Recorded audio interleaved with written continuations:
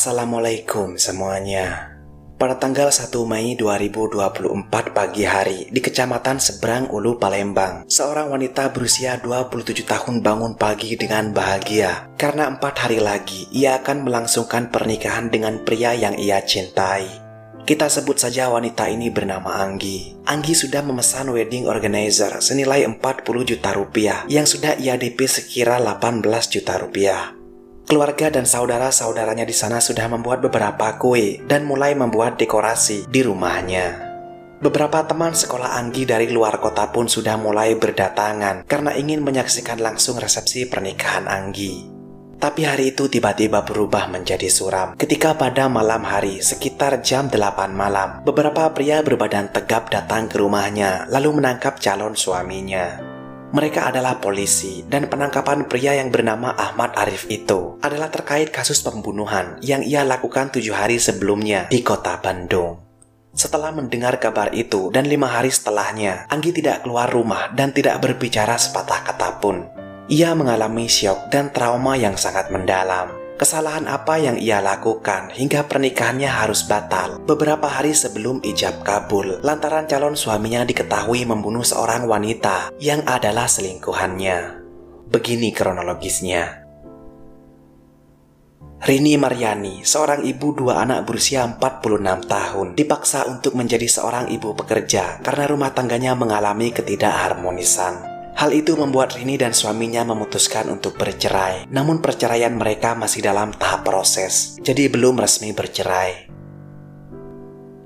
Tapi karena Rini tidak mendapatkan nafkah dari suaminya lagi, maka ia memutuskan untuk bekerja di PT Kobe. Ia meniti pekerjaan dari bawah, tetapi semua itu ia lakukan demi 2 anak yang tinggal dengannya. Ketidakcocokan dalam hubungan pernikahannya memaksa Rini menjadi ibu dan ayah sekaligus. Di tempat kerjanya, Rini dikenal sebagai pribadi yang ramah dan murah senyum. Walaupun seorang wanita, ia memiliki etos kerja seperti laki-laki. Ia tidak pernah memilih-milih pekerjaan. Apapun yang diperintahkan akan ia kerjakan dengan baik. Maka walaupun pelan, ikhtiar Rini dalam pekerjaannya membuat ia dipercayai untuk memegang uang setoran para sopir angkutan barang di perusahaan itu. Dalam sehari, uang yang bisa ia pegang berkisar antara 40-100 juta rupiah. Dengan memegang uang sebanyak itu sudah cukup menjelaskan bahwa Rini adalah orang yang dipercaya. Rutinitas Rini setiap harinya adalah dia akan menunggu para sopir pengangkut barang datang untuk menyetorkan uang kepadanya. Uang setoran itu akan Rini terima selambat-lambatnya jam 4 sore setiap harinya. Setelah uang ia terima, ia akan menyimpannya di tas lalu membawanya pulang dan menyetorkan uang tersebut keesokan harinya pada jam 9 atau 10 pagi di sebuah bank. Kegiatan itu ia lakukan setiap hari kerja. Dalam proses perceraiannya itu, Rini merindukan sosok seorang laki-laki. Lalu pada Desember 2023, ia bertemu dengan seorang pria bernama Ahmad Arif, usia 29 tahun. Ahmad Arif adalah pria pendiam dengan kesan baik. Rini melihat kecocokan ketika beberapa kali mengobrol dengan Arif. Arif tidak mengakui bahwa ia telah memiliki pasangan yaitu Anggi. Pertemuan keduanya yang cukup sering membuat Rini dan Arif akhirnya dekat. Keduanya akhirnya menjalin hubungan gelap. Mereka berdua pun sempat melakukan kegiatan suami istri. Pada Rabu pagi tanggal 24 April 2024, Arif berangkat dari Hotel Zodiac menuju kantor PT Kobe di Bandung untuk keperluan kerja sebagai auditor dari kantor pusat. Sesampainya di sana, Arif bertemu dengan Rini dan mereka pun duduk berbincang-bincang. Karena sudah cukup lama dari pertemuan terakhir, Arif merasakan gejolak di dalam dadanya. Ia pun mengajak Rini untuk melakukan kegiatan enak di kamar hotelnya. Namun Rini mengatakan bahwa dia harus menyetorkan uang perusahaan ke bank. Tapi Arif mengatakan, "Ayo ngecor dulu di hotelku sebentar saja. Habis itu kamu bisa ke bank dengan fresh." Mendengar itu, Rini pun setuju. Keduanya pun pergi bersamaan dengan mengendarai sepeda motor ke hotel yang telah dipesan Arif sebelumnya. Setelah sampai di kamar hotel, mereka berbincang-bincang sejenak sampai akhirnya mereka melakukan kegiatan enak selama beberapa menit. Setelah dahaga Arif terpuaskan, ia menyuruh Rini untuk segera pergi ke bank. Tapi Rini tiba-tiba mengatakan, Sebenarnya hubungan kita ini apa? Kita bukan suami istri, tetapi melakukan kegiatan enak. Ketika kamu sedang kebelet, maka kamu akan menghubungi aku. Setelah selesai berhubungan, kamu akan hilang beberapa waktu. Dan ketika kamu kebelet lagi, kamu akan menghubungi aku lagi. Sebenarnya hubungan kita ini apa? Arif menjawab, kita kan sama-sama mau. Hubungan kita ya cuma senang-senang saja. Dari awal kan memang gitu. Karena Rini merasa hanya dimanfaatkan, maka Rini mulai emosi dengan mengatakan, kamu harus bertanggung jawab. Kamu harus menikahiku setelah proses perceraianku selesai. Arif pun menjawab, kalau kamu memang mau dinikahi, ya pakai uang perusahaanmu itu saja. Pinjam dulu ke perusahaan, lalu kita nikah dengan uang itu.